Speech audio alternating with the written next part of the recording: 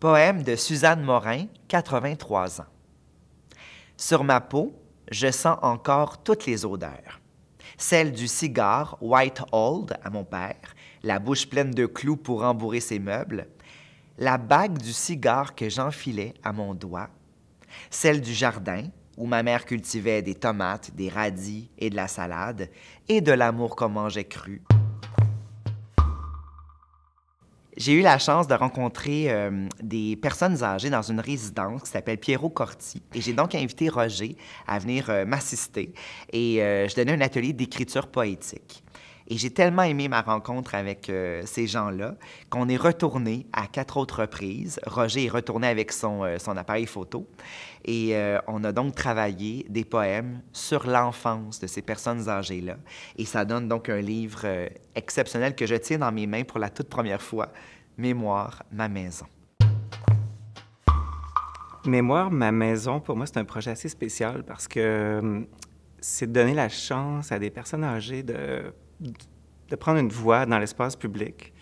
On entend parler beaucoup d'eux, mais souvent c'est les médias, les journalistes. Rarement on entend parler eux-mêmes, nous exprimer leur réalité, tout ça. La plupart du temps, c'est assez négatif aussi, surtout avec les temps qui courent. On a parlé beaucoup des CHSLD et tout. Mais là, cette fois-ci, on tombe dans la poésie, dans leur histoire, dans leur enfance. Alors, je trouve ça tellement important de leur laisser cette place-là, de s'exprimer, puis exprimer leur propre réalité, leur propre beauté aussi. Alors, pour ce projet-là, je suis allé dans la résidence avec Simon. J'ai apporté mon appareil photo, puis l'idée, c'est de prendre en photo tous les personnes âgées que je rencontrais.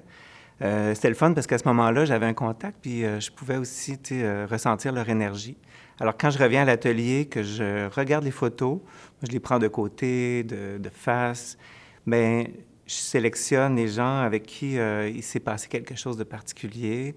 Puis, quand je réalise le portrait, mon principal intérêt, c'est vraiment le regard de la personne. Donc, c'est un dessin qui est réaliste, mais pas tant que ça. Il y a beaucoup de choses qui sont effacées, mais je veux que le premier contact qu'on a avec le dessin, c'est de plonger dans le regard des personnes. De façon générale, tous ces poètes m'ont inspiré. Je considère que j'avais beaucoup à apprendre d'eux. Leur regard assez neuf et assez frais sur leur enfance m'a beaucoup touchée. Il y en avait une, je me rappelle, une dame pour qui c'était plus difficile de se repencher sur son enfance parce que c'était une enfance qui était douloureuse. Mais malgré tout, elle a écrit un poème très lumineux quand même. Donc, je trouve ça... j'ai peut-être reçu une leçon de ça. J'ai une enfance qui est plutôt lumineuse, mais de voir qu'on peut magnifier une enfance qui n'a pas toujours été joyeuse, ça m'a pas mal touché, ça.